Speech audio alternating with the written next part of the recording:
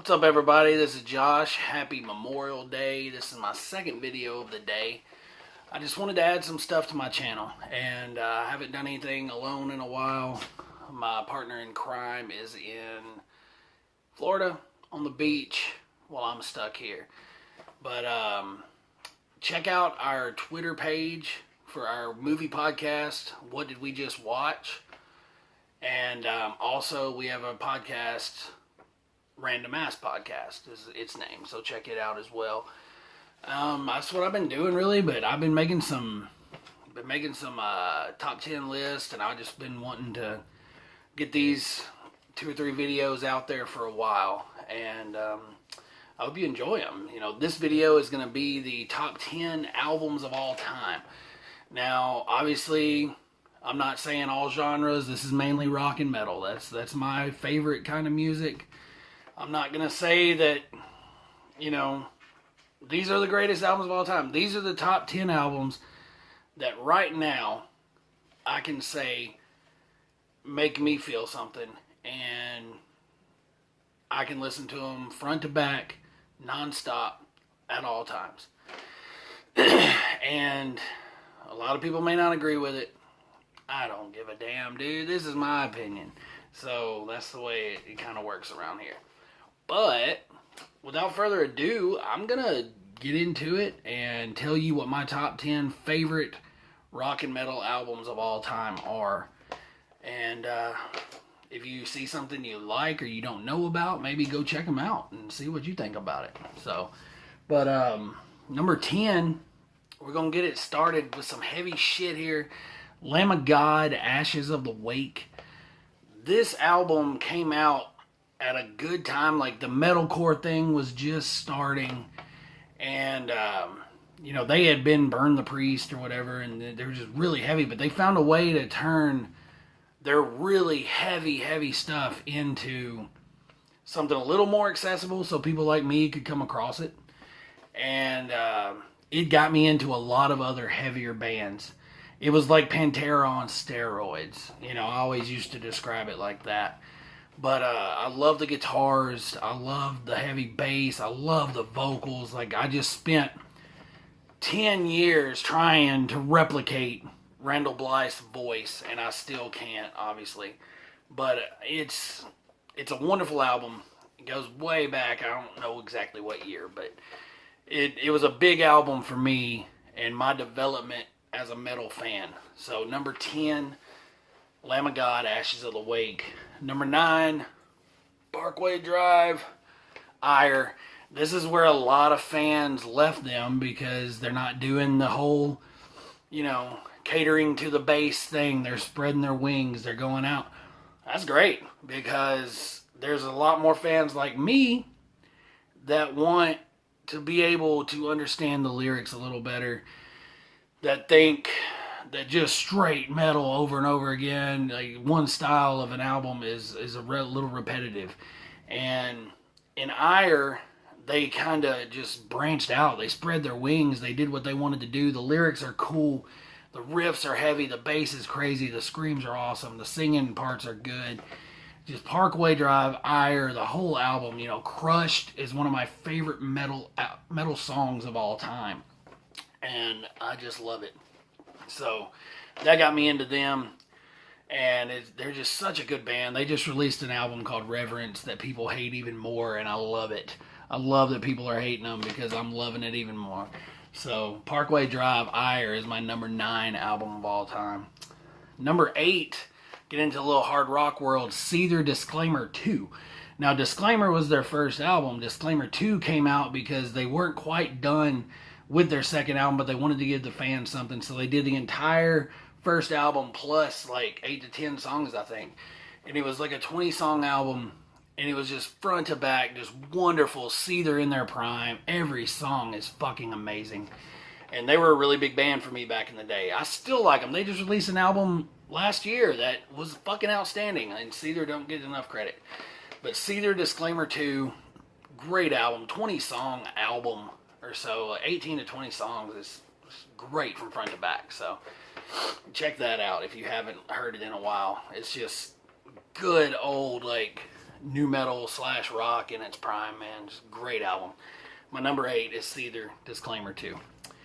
Number 7, Breaking Benjamin, Phobia. This is not Breaking Benjamin's only appearance on this list. They are my second favorite band of all time. This album is damn near perfect from front to back. If you like Breaking Benjamin, Phobia's got to be one of your favorite records, surely. But, with me, everybody loves Saturate and everything. Saturate's probably one of my least favorite records by them. But Phobia just put everything together. I love the lyrics. I love the songs. Breaking Benjamin's awesome. I've seen them in concert more than I've seen any other band, except maybe 10 years. But they're a great band. They're a great group of guys. Benjamin Burnley's one of my heroes.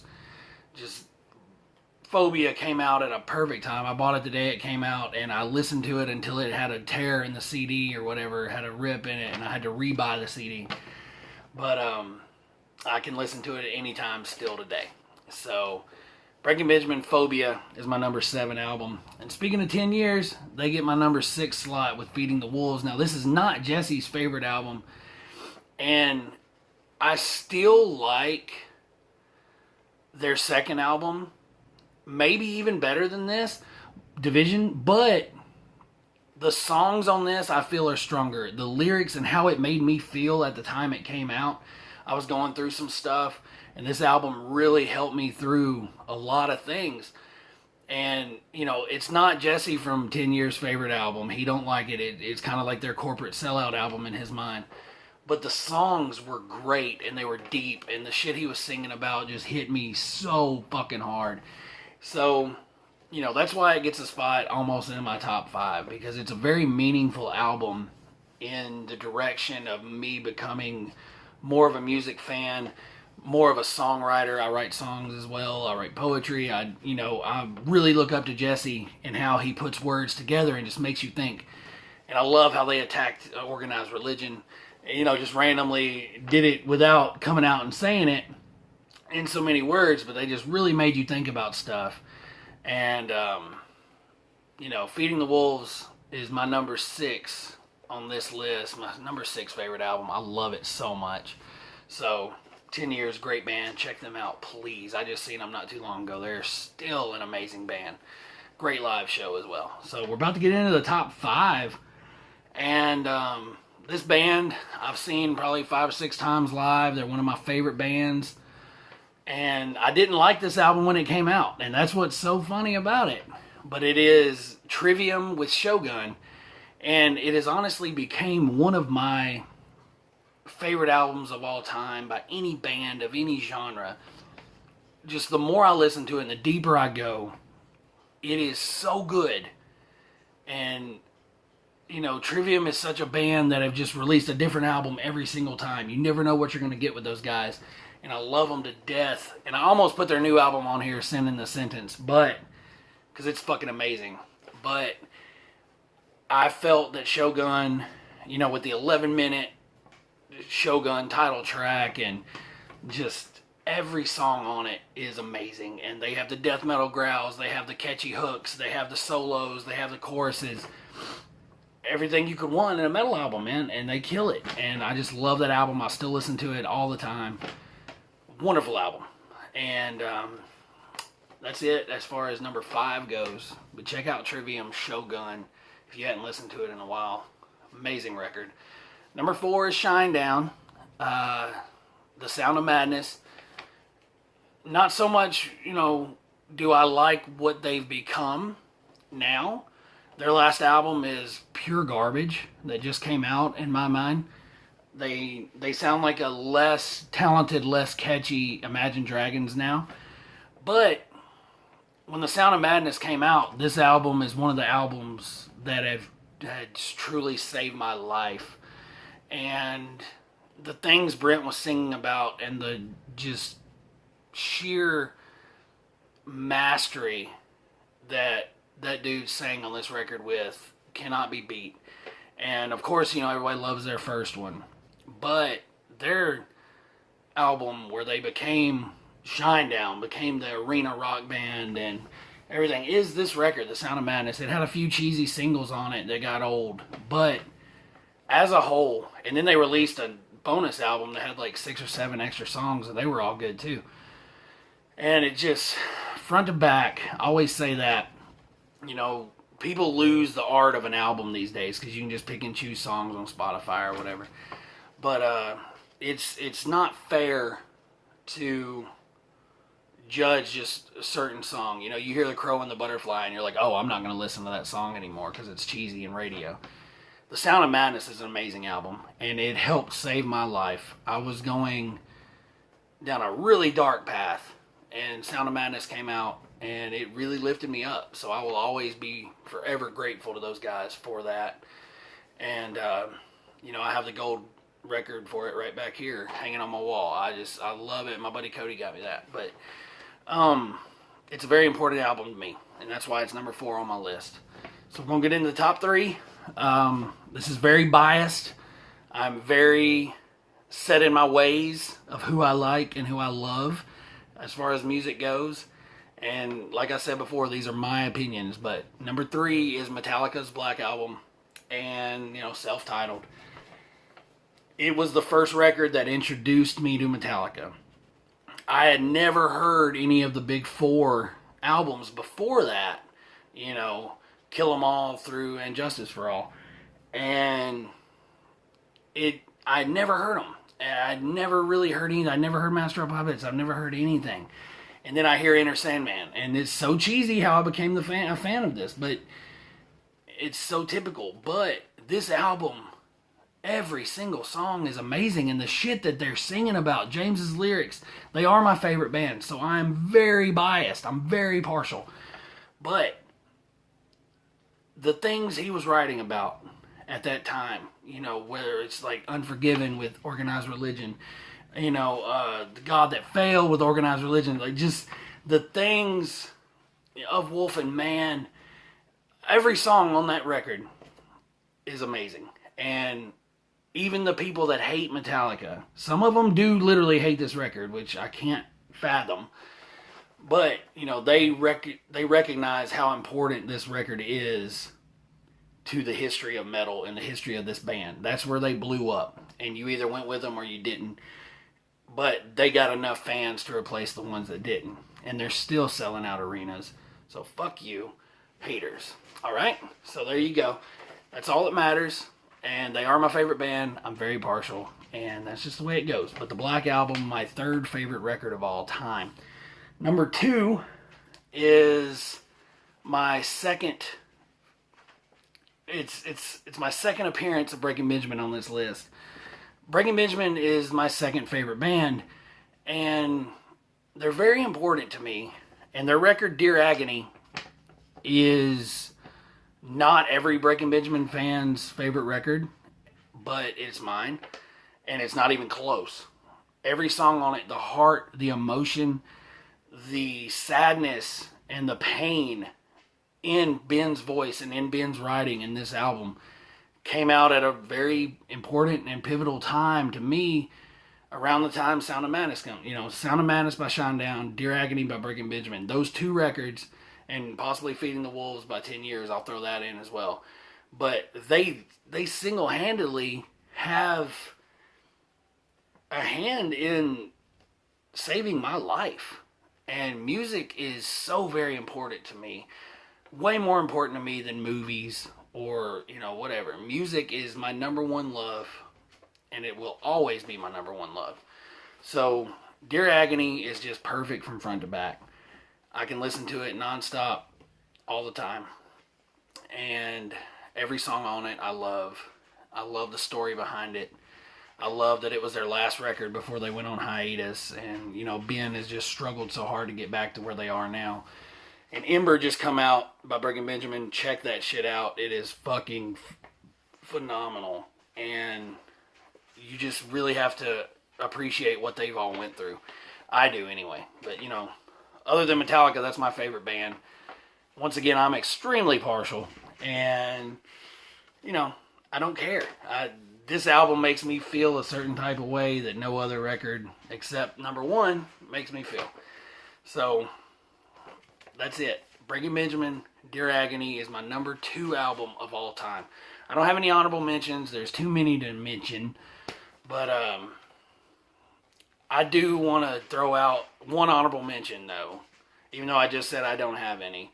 The first Drowning Pool record was amazing. And it would probably be my number 11 favorite record of all time. But what Dave Williams managed to do with that CD was amazing. And what he could have been if he hadn't have died. You know, what Drowning Pool become was gross and stupid. But that first album, Drowning Pool Sinner, I'm pretty sure is what it was called. Yeah, I'm joking. I know that's what it was called. But it was up there, man. It's awesome. Awesome record. So check it out. That's my honorable mention. Drowning Pool Sinner. Their first record with Dave Williams, R.I.P. But I'm going to get into my number 1 album of all time. It's right there behind me. It's going to be tattooed on me one day.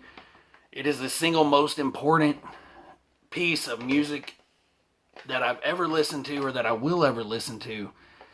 And Metallica's Master of Puppets is the defining metal album of all time, rock album of all time. I would dare say music album of all time. I don't give a fuck what anybody says. Okay? You can have the Beatles, you can have Elvis, you can have Garth Brooks for country, or whoever. All the big time, biggest selling acts of all time. No other album, in my opinion, is as important as Metallica's Master of Puppets. It came out, around my birthday on March 4th, 1986. I think it was March 3rd in the States, maybe, but it was like we both came into this world around the same time, and it took me until my early 20s to find it because of certain bad musical choices in my life. But when I found it, I've never let it go, and I listen to it all the time, from very opening song all the way down to Damage Inc. It's just masterfully done. The production is amazing. The heaviness, the brutality, the lyrics, the solos, the drumming, everything. James's voice is just... It's the perfect Metallica record. Everyone is always like, oh, well, the Black Album, the Black Album. Metallica should be known for Master of Puppets. And I really wish they were. And in some circles, they are.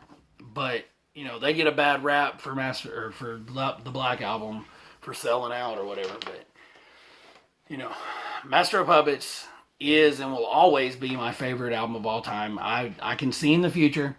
Because no album's going to make me feel the way that album still makes me feel to this day. And that's what music's supposed to do. I still get goosebumps every time I listen to it.